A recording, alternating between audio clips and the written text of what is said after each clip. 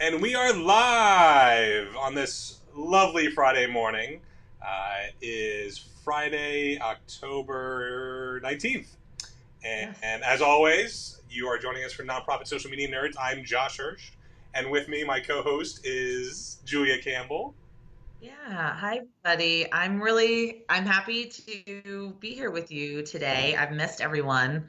Um, I just got back from a whirlwind international trip, and I actually was down in West Palm Beach with Josh, giving a talk to a group of nonprofits down there with the Stanford Institute of Philanthropy. Then I went from sunny, beautiful, amazing West Palm Beach, even though it was the start of the hurricane, it was still really warm.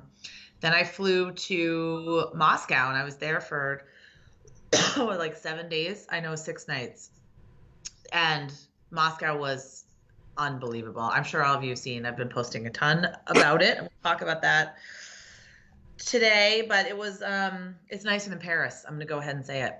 I'm gonna say it nicer than Paris. Really? That's People are nicer, the food is better, the everything's more organized, and no one gets mad at you if you don't speak English, and it's cleaner. It's spotless. It's almost like strangely clean. Like there's no homeless people, not a light bulb. It's like Stepford Wives. It's like Westworld. That's really what it was. Evan and I called it Westworld. We're like, this is not real. It can't be real. and you didn't have any issues. The people are so gorgeous too. So there were no language barrier issues. You managed to get by.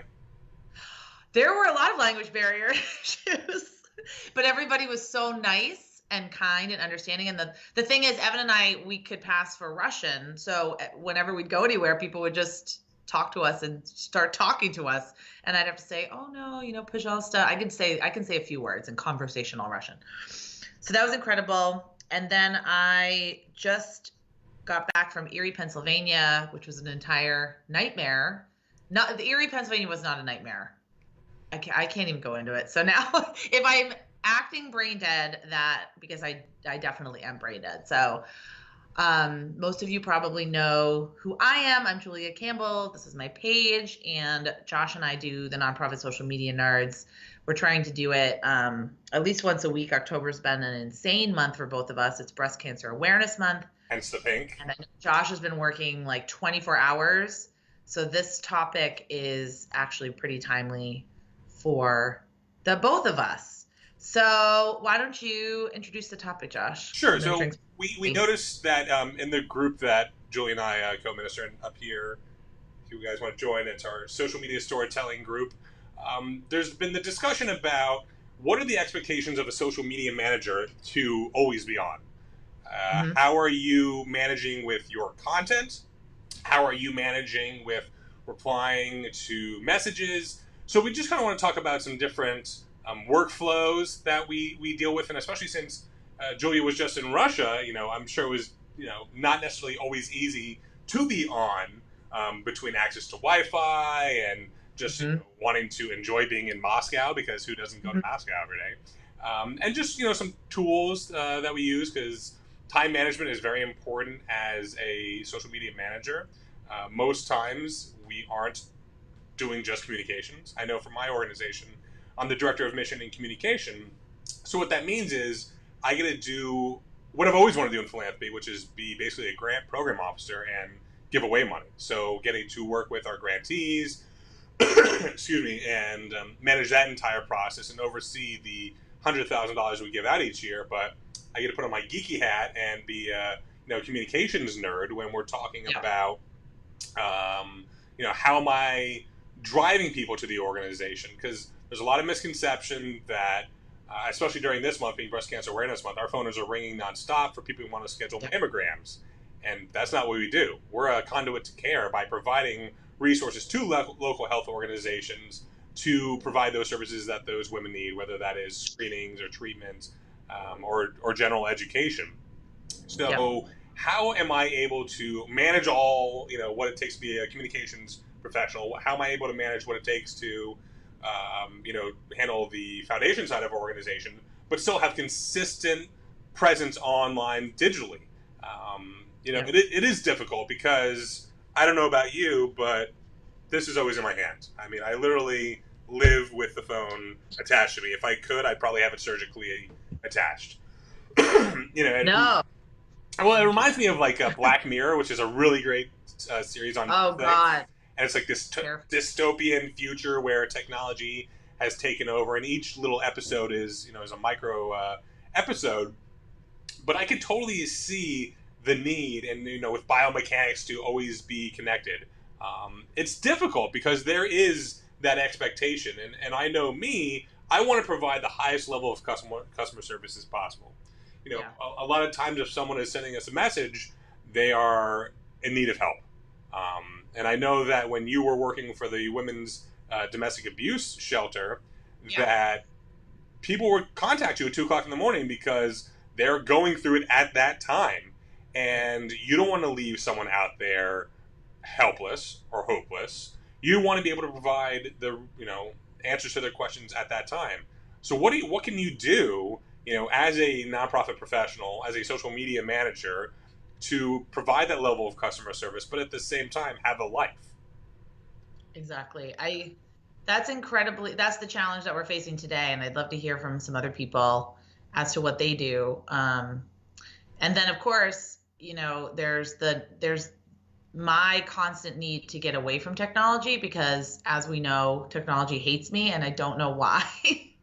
It hates me so much, but I love it so much. Yeah, you have to make it took us like half an hour to just get connected because of various technology fails and whatever on my end. But I think in terms of productivity, I'm not good at multitasking. So for me, actually, I went to a great session at Nonprofit Day.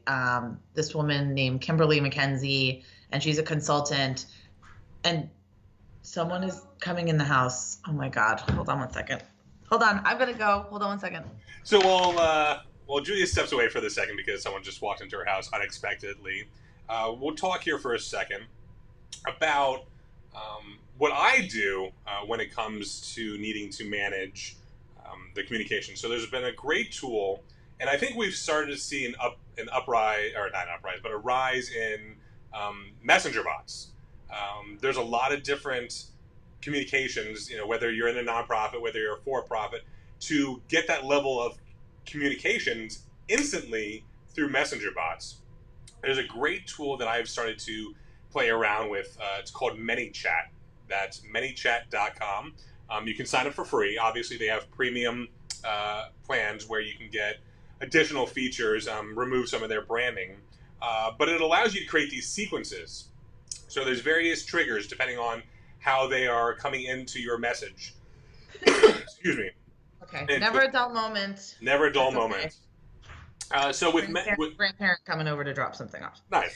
Okay. So I was talking about messenger bots, and oh yes, how you set one up. Yep. So we started using one called ManyChat, and right now we're beta testing it out because as we get closer to the Race for the Cure is the largest outdoor event here in South Florida with over 15,000 people that descend upon West Palm Beach. So people want information at all times. So we're looking at different tools. You can download apps, and the problem with apps is there's always like that learning curve. Is it going to work? Are you going to have the right connectivity? Yep. But we all know how to text message. We all have Messenger. So we started to build out various sequences with this to allow people to get the information they need about race. But also, to me, it's always about mission. You're there for the race. You're there to have a great day, but why are you there? Mm-hmm. So in our Messenger bot, I've created various trigger sequences based upon time, based upon keyword, based upon the various flow of how you're communicating with the bot. And it's all, AI. I've created it, and it runs itself. Now, there'll be times where I step in because people want that instant communication. So as we're going through the triggers and sharing the various facts about breast cancer, I've got a great video on there about this 14-year-old girl sharing her story and what's inspiring her to want to tell her story. But it's free, and it allows you to create those various sequences. Now, it takes time to program. You don't have to be a nerd to know how to program it. It is pretty simple. There's some good online walkthroughs to help you to do it.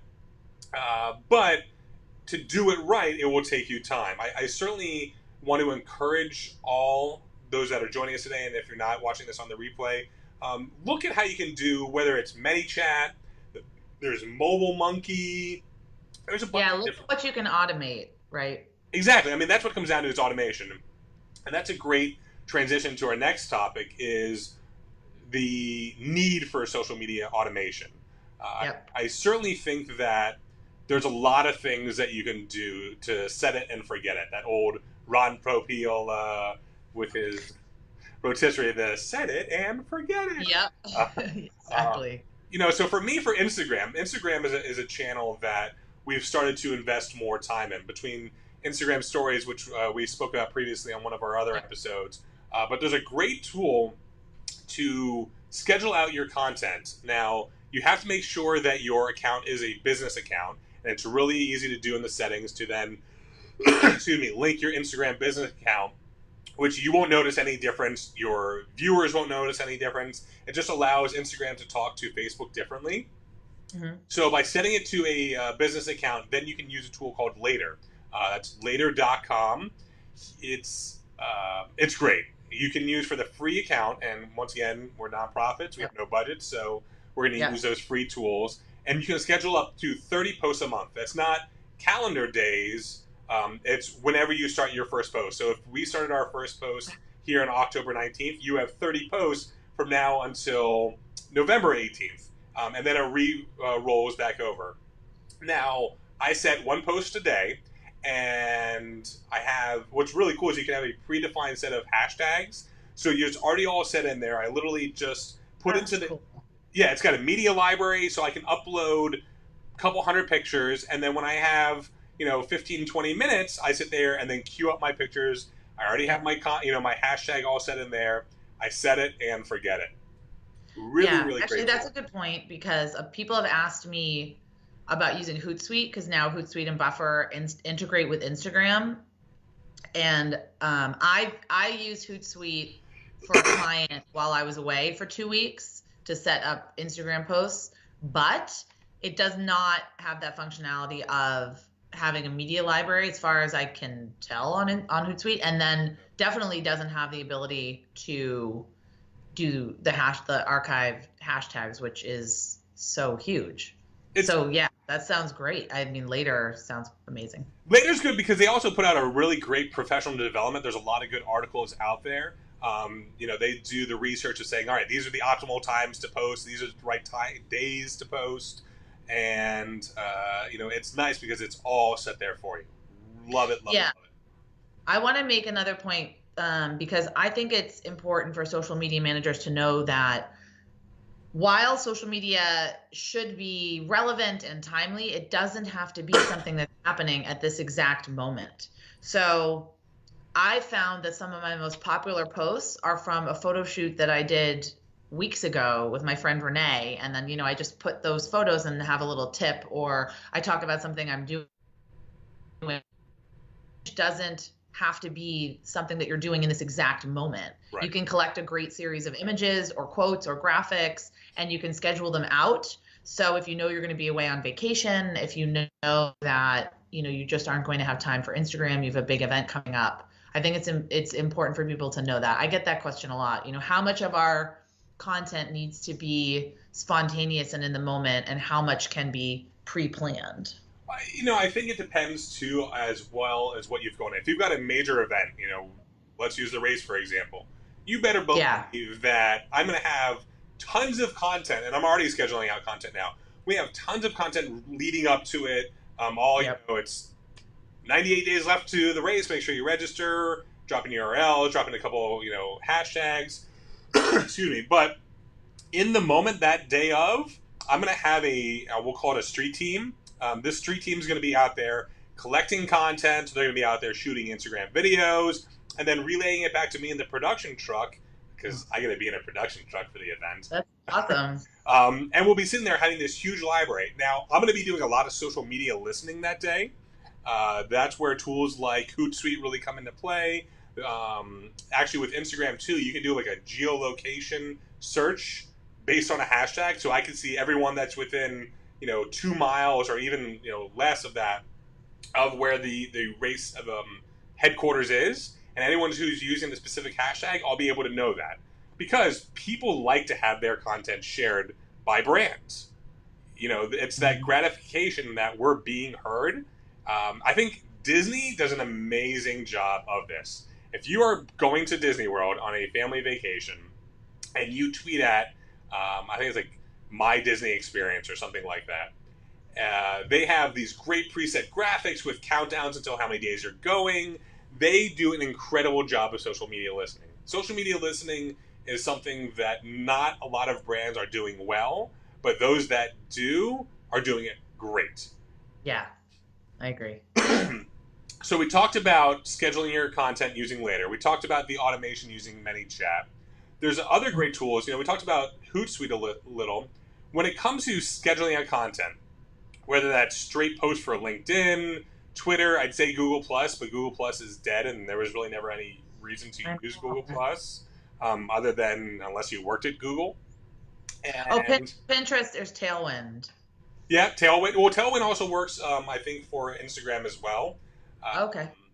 But Buffer. I mean, that's where when it comes to scheduling out my content, I love Buffer because it gives you optimal post times based upon how people engage with you, and you can change that over time. But they've got, once again, some really great professional development and algorithms that help determine that. For the free plan, I think you can manage up to 5 platforms, and you can do a Facebook page, Facebook group, LinkedIn account, Pinterest. Now they do have Instagram on there as well. I love Buffer because I could be sitting there and reading an article from J Social Marketing on her website and come across a blog and click the little Chrome add-on that I have for Google Chrome. Yeah. It'll automatically bring up the headline. It will bring up any images that are associated with that post. Now, I don't blindly just buffer. I don't blindly schedule. I want to make sure that I find that person's Twitter handle so I can give attribution to them. If that article is coming from something like Social Media Today, I'll make sure I tag social, media number 2 and day. Like, I want to make sure that my tweet has as great possible reach and engagement as possible.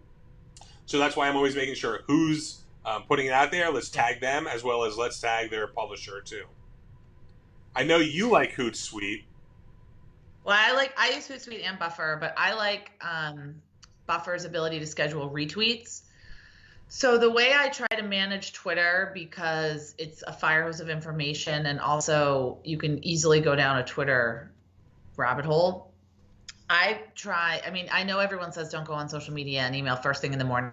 That's what I do. So in the morning, I'll go on and I will look up specific topics, or if I see a tweet that I like, rather than retweeting 20 tweets in a row, I can actually schedule retweets in Buffer. So it looks like I'm online all day. It gives the illusion like I'm online all day. But I'm really not. So I think that, for me, the thing about being always on is that I just don't, I really try to make it set times of the day when I'm doing my social media. So especially when I was away, I think I did a great job about that, but I was forced to do that because there's not free public Wi-Fi in a lot of places. Although at the end, we were kind of being a little more careless with the Wi-Fi. We were just like, we'll just hook up to any Wi-Fi, who cares? But in the beginning, I was like, okay, I'm going to do it in the morning. I'm going to check it. I'm going to make sure I answer my comments.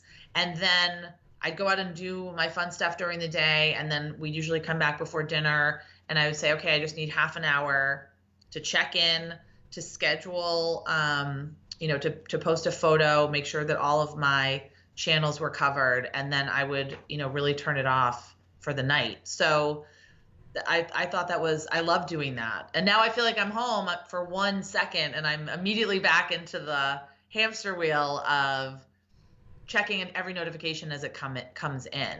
And I know you do that too, Josh. So I'm really interested to hear about how people fight that. It's because it's like we're hardwired to get that instant gratification that comes in when someone notifies us or someone emails us or someone likes our photo. So for us, it's an ego boost, but it's also, it could be something incredibly necessary for your organization that's coming in. And we all have that fear of missing out. We all have that FOMO. So I don't know. I don't have the answer to that. But I think that trying to set maybe blocks up, if you're not full time like Josh is, if you're not full time like I am, trying to set up some parameters where maybe you check it first thing in the morning, maybe you then check it again for half an hour in the middle of the day, and then check it again at the end of the day. But that's really what I've been suggesting with some of my clients. Before we go on, our friend Jim Wells, who we finally had a chance to meet, actually met. He had a question. He says, don't Facebook and Instagram discriminate against pages that use third-party services like Hootsuite and Buffer to post content? The answer is yes. So I don't. Instagram does. Well, Instagram not as much, but let's talk about Facebook for a second. So Facebook likes itself. Unless you are an approved third-party tool. So, for example, Sprout Social, which is a tool that we subscribe to here at Komen. It's not inexpensive. It's about $1,500 a year, but it's revolutionized my life. Between posting my content calendar, so I create my content calendar in there, as well as being able to push out and schedule the content accordingly. And the analytics are great with it too. So with Facebook, I use Facebook's native tool. If I did not have a tool like Sprout, because Sprout is one of those official partners of Facebook, I would just use Facebook's native scheduling tool. I don't use Buffer for it. I don't use Hootsuite. Hootsuite I just use for listening.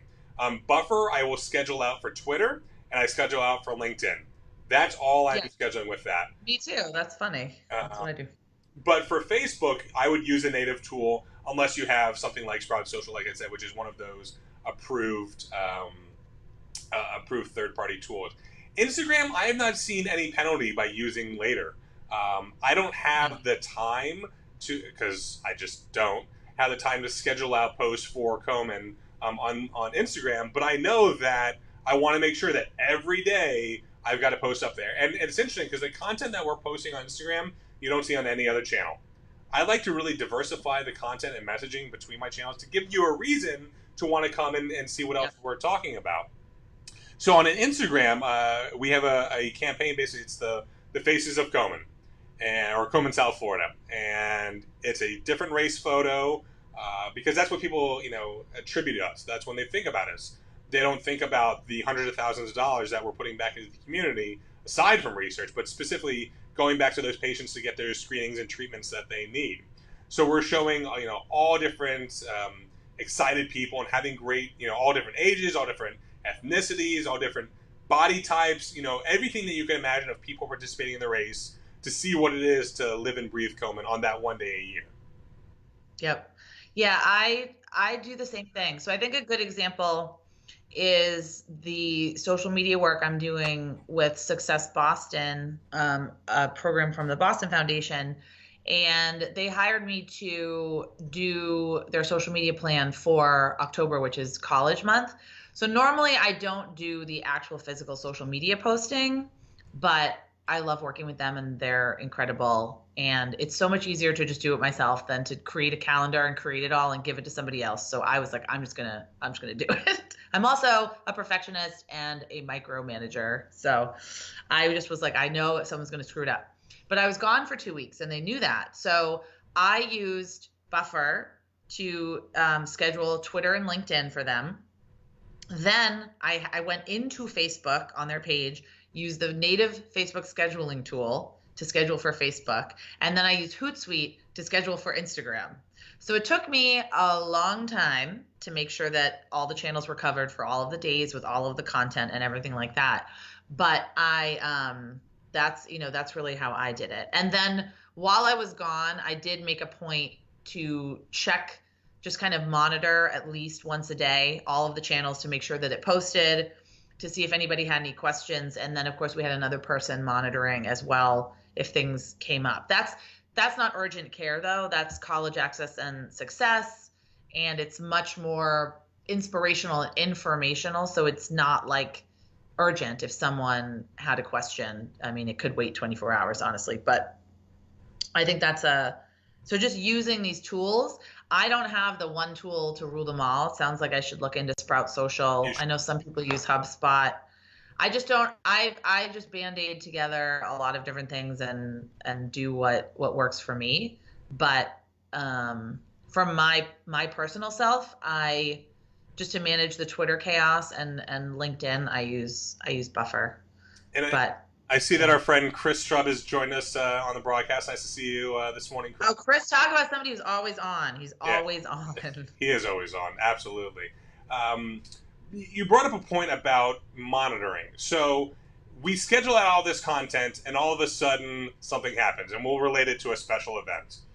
You Oh, want to make sure that you are hitting pause on any relevant post that you have scheduled, especially if there's a issue that's I've seen music festivals that have scheduled out content, and then all of a sudden inclement weather has canceled that event for the day, and they still right. have their post saying, come to the Ford stage at 3 o'clock to see XYZ band. It's like, well, wait a minute, Uh, you've canceled the day because there's a hurricane. Like, you so have to be aware of that. you definitely have And to be. also, if there's an event that happens in the world, like Well, yeah, September 11th, yeah. or school big mass shooting, or there's something horrific that happens, that yeah, you do need to be aware of what you scheduled, and make sure that you have it together if something like that happens. But yeah, I've seen that too. Yeah, and Chris just brought up a good point. The Buffer has that built-in pause feature, so you can pretty much put everything on hold,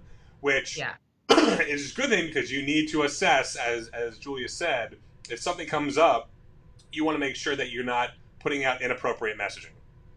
exactly. So a question I have for you, Josh, because I know like Josh has two kids and I have two kids, and I already can see now my daughter has Facebook Messenger. She's 9. Actually, the iPad died and just completely died and isn't charging. So that's actually kind of a godsend for us right now.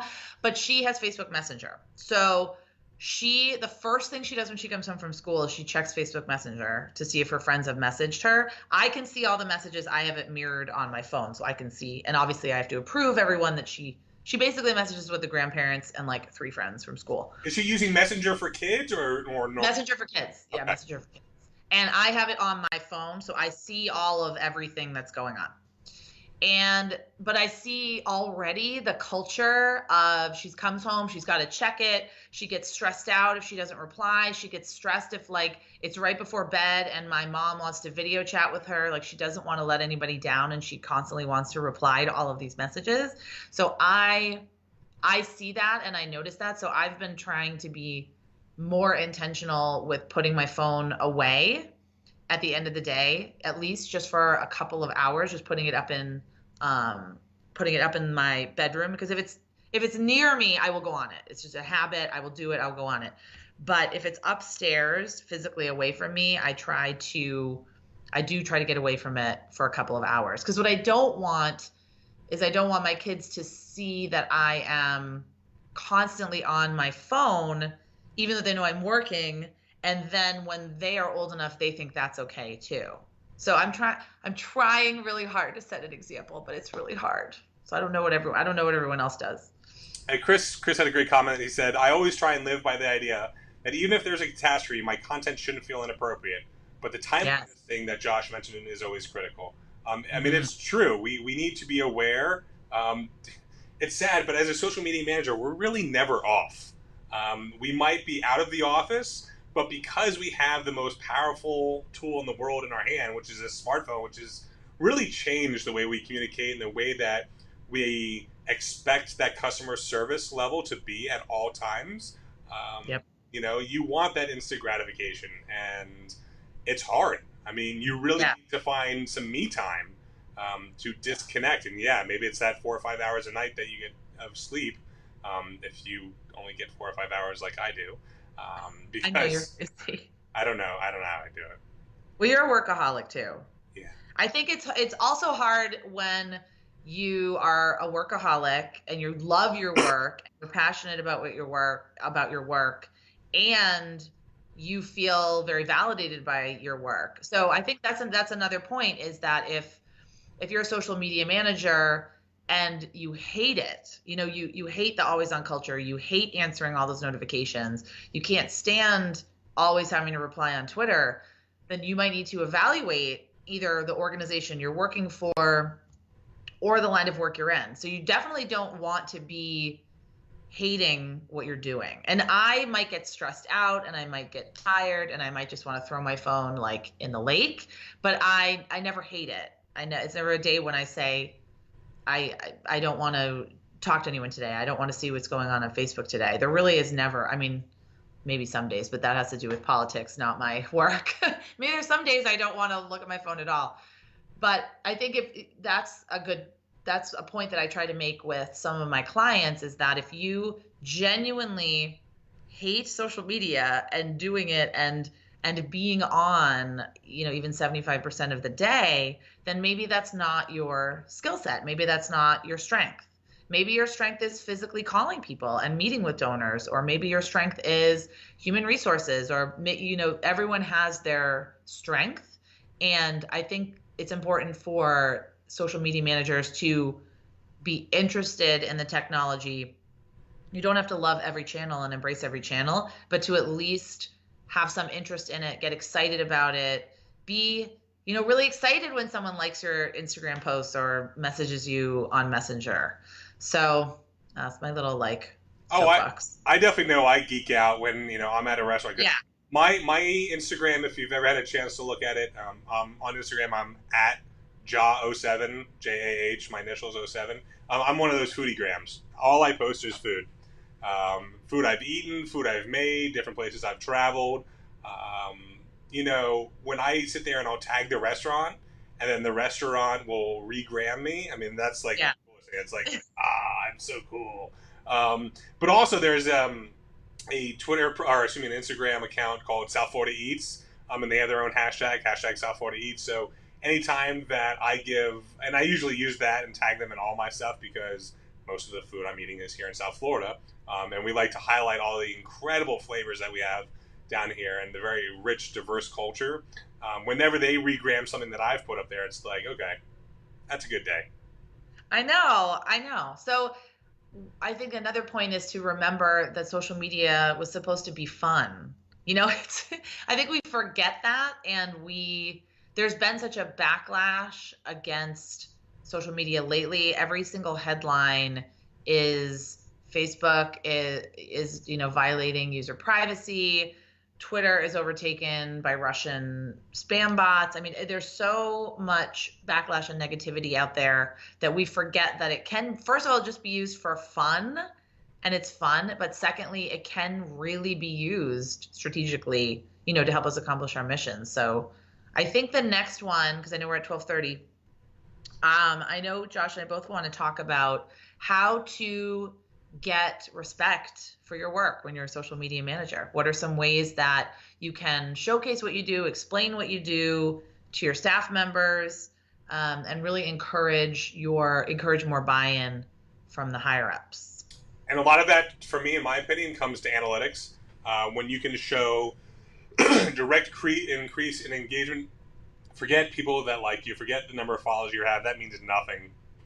I would rather have 10 people that like my page versus 1,000, and those 10 people are brand advocates that are out there sharing my content, that are engaging with what I have to say, than just having these big numbers. And I think too many times people are concerned with that. Jim just put Let's definitely do that for another Facebook Live. Yes. Because that's a bigger conversation. So Jim says, my biggest frustration is with faith-based institutions and nonprofit organizations who refuse to accept the always-on nature of social media and feel comfortable with posting once or twice a week, or worse, a couple of times a month. Well, they've already lost.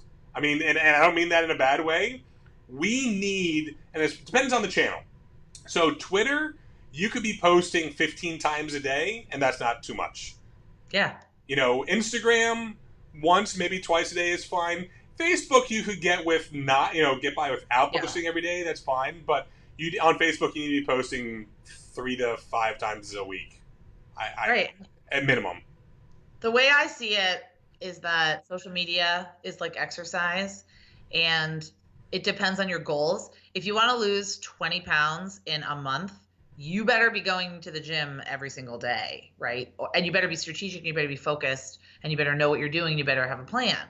But if you're just kind of like, oh, I'll take a walk, every couple days, then you're going to get the results that you deserve for that.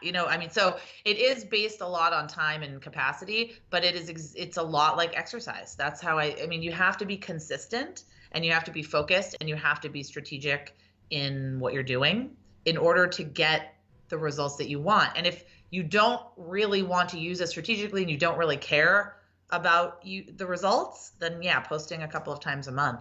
But that's almost a waste. I think that's a waste to just post a couple of times a month. And I say this all the time, like, we need to understand digital is here. It's not a fad. It's not a trend. It's a revolution in human communication. It's literally changed how we learn about things, and how we talk to each other, and how we communicate to each other. So people that don't get it, I don't understand what kind of world. I just don't get what world they live in. Like, you have to get it. There's nothing to get. It's here. It's infiltrated everything. So embrace it or not, you need to recognize that your donors and your supporters are using it, and this is how they're using it to communicate, of all ages. But Jim, I know that drives me crazy too. It's kind of like the old guard. Like, even if you're 20 years old or 25 and you don't get using social media for marketing, you still get it. You still understand that people use it. You still understand that